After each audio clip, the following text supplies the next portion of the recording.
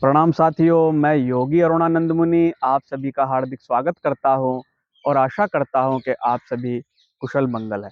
साथियों, हमारी मानव जाति युद्धों में, लड़ाइयों में, झगड़ों में इतनी उत्सुक क्यों है?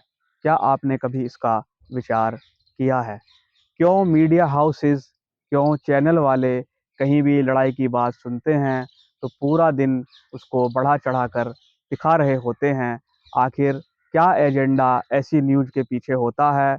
और युद्ध के दिनों में, लड़ाइयों के दिनों में क्यों मीडिया चैनल्स की टीआरपी बहुत ज़्यादा बढ़ जाती है? उसका कारण यह है कि युद्धों की जो सूचनाएं हैं, युद्धों की जो खबरें हैं, हमारे अचेतन मन में पड़ी हुई युद्ध की भावना को भड़काते हैं। वह युद्ध की भावनाएं जो जन्मों जन्मों से हमारे अंदर संचित हैं। साथियों, विज्ञान का कहना है कि डीएनए जो होता है वह केवल बालों के कलर, आँखों के रेटिना और शारीरिक बनावट तक ही सीमित नहीं होता। जब हम किसी व्यक्ति की पहचान करते हैं तो उसके डीएनए के माध्यम से करते हैं। लेकिन आपको जानकर आश्चर्य होगा, पूरे विश्व के 99.9% लोगों का डीएनए लगभग एक ही प्रकार का होता है। उसमें कुछ दशमलव या कुछ प्रतिशत ही असमानताएं पाई जाती हैं। क्यों लड़ाई की खबरों में हम उत्सुक होते हैं? इसका एक सबसे बड़ा कारण यह है कि हमारे जो पूर्वज रहे हैं, वो जंगलों में रहे हैं, युद्धों के वातावरण में रहे हैं। उन्होंने समय-समय पर बहुत सारे संकटों से सामना किया है। उनका जीवन खतरों से भरा हुआ रहा और उन्होंने अपने सर्वाइवल को रखने के लिए, अपने आप को सुरक्षित रखने के लिए युद्धों में शामिल भी हुए और युद्धों से भय खाकर उन्होंने अपना बचाव भी करना चाहा। इसलिए डीएनए के माध्यम से युद्ध की वो भावनाएं हमारे अंदर भी आती हैं। इसीलिए जब भी कभी हम युद्ध की खबरें सुनते हैं तो हम लोग उसमें इंटरेस्ट लेने लगते हैं। वो बात अलग है चाहे कारण कोई भी हो। अभी 2 विश्व युद्ध भारत ने नहीं, पूरे विश्व ने देखे हैं। भारत ने भी अनेक लड़ाइयाँ पाकिस्तान के साथ, बांग्लादेश के साथ लड़ ली हैं। अभी भी युद्ध का संकट हमारे ऊपर छाया रहता है। साथियों, अभी इज़राइल और फ़लस्तीन का युद्ध जारी है, यानी हमास के साथ इज़राइल लड़ रहा है। उससे पहले रशिया और यूक्रेन की लड़ाई भी अभी बंद नहीं हुई है। अब हम भिन्न-भिन्न तरीकों से युद्ध में इंटरेस्ट लेते हैं। कोई उसमें मानवता देखता है, कोई उसमें राष्ट्रवाद देखता है, कोई उसमें सांप्रदायिकता देखता है, कोई उसमें मित्रता देखता है, कोई उसमें कूटनीति देखता है, कोई उसमें कुछ और देख सकता है। देखने के नज़रिए अलग-अलग हो सकते हैं, लेकिन युद्ध प्रत्येक व्यक्ति को आकर्षित करता है।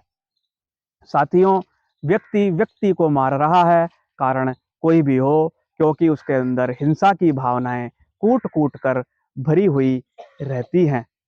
6 अगस्त 1945 को आपका अमेरिका का जो पायलट था, उसने लिटिल बॉय नामक परमाणु बम हिरोशिमा पर डाल दिया था और उसका नाम थियोडोर था। उस पायलट का नाम जो चला रहा था, जिसको ज़िम्मेदारी दी गई थी कि आप हिरोशिमा पर बम डाल दो, जापान के हिरोशिमा पर।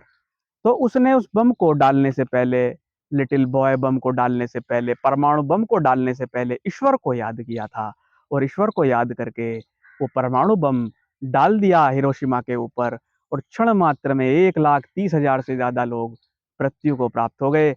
आज भी कहते हैं लूले, लंगड़े, अंधे, बहरे लोग, यानी जेनेटिक्स रूप से बेकार लोग, विकलांग लोग वहाँ पर पैदा होते हैं जापान के अंदर। उस व्यक्ति ने, अमेरिका के पायलट ने ईश्वर को याद करके परमाणु बम नीचे डाला, लेकिन वह भूल गया कि नीचे भी ईश्वर के ही बच्चे रहते हैं। तो साथियों, इन युद्धों की भावनाओं को भड़काने में सांप्रदायिकता और राजनीति दोनों बराबर के हकदार होते हैं। सांप्रदायिक लोग और राजनीतिक लोग अपने-अपने स्वार्थ के लिए समय-समय पर लोगों को लड़ाने का, भिड़ाने का काम करते हैं और इस हद तक लोगों के अंदर आग लगा देते हैं कि लोग समझ ही नहीं पाते कि वो कब हिंसा से ग्रस्त हो गए हैं और कब अंधे हो गए हैं, और फिर वो लोग दूसरे लोगों को मारते हैं और दूसरे लोग फिर प्रतिक्रिया के रूप में उन लोगों की हत्या करनी शुरू कर देते हैं, और हिंसा का यह सिलसिला चलता ही रहता है। भारत ही नहीं, पूरे विश्व की धरती अनेकों बार नरसंहारों से रक्त रंजित हो चुकी है। महाभारत का युद्ध भी आप नहीं भूले होंगे। कहते हैं कि पूरी धरती लड़ते लड़ते लाल हो गई थी और अंत यह हुआ था कि कोई भी राजगद्दी का भोग नहीं कर पाया।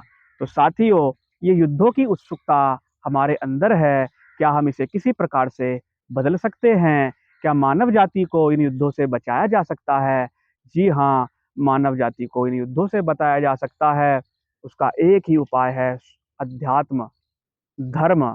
धर्म और अध्यात्म के प्रचार प्रसार से ही व्यक्ति इस चीज से बच सकता है। अहिंसा सत्यस्ते ब्रह्मचर्य अपरिग्रहाति यमः, अर्थात योग के जो अंग हैं उनका पालन करने से, करुणा का पालन करने से। लेकिन योग कभी भी आपको कायर होने के लिए भी नहीं कहता। अगर आपके ऊपर अटैक होता है तो आपको अपना रक्षा करने का अधिकार है, लेकिन अकारण आप किसी को मत मारो, अकारण किसी को आप कष्ट मत दो। जब आप खुद ही नहीं रहेंगे तो दूसरों को रखकर क्या करेंगे? इसलिए सबसे पहले अपनी भी रक्षा करना सीखो। लेकिन यह भी ध्यान रखो कि प्रत्येक प्राणी, एक चींटी, एक कौवा, एक कछुआ, सभी लोग अपने प्राणों से प्रेम करते हैं। तो जैसे ही आप धर्म की ओर, अध्यात्म की ओर आने लगते हैं तो आप अपने आप को जानने लगते हैं। स्वभावो अध्यात्मः, स्वभाव ही अध्यात्म है। और स्वभाव का अर्थ है कि मैं हूँ तो मैं जिंदा हूँ, तभी कहता हूँ कि मैं हूँ। तो साथियों, जैसे आप हैं वैसे ही दूसरे भी हैं। अगर आप इन बातों पर चिंतन करेंगे तो बहुत बार हिंसा से बच जाएंगे, बहुत बार अकारण किसी को कष्ट देने से बच जाएंगे। इसलिए भारत ने समय समय पर धर्म और अध्यात्म का संदेश दिया है। इसलिए भारत को बुद्धों की धरती, ऋषियों की धरती, महात्माओं की धरती कहा गया है।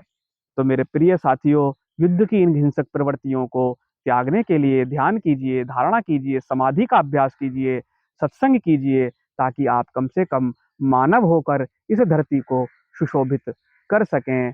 मैं आपके मंगल की कामना करता हूँ। अगर वीडियो पसंद आए तो लाइक करना, शेयर करना और चैनल को सब्सक्राइब भी करना साथियों। आपका भला हो। प्रणाम।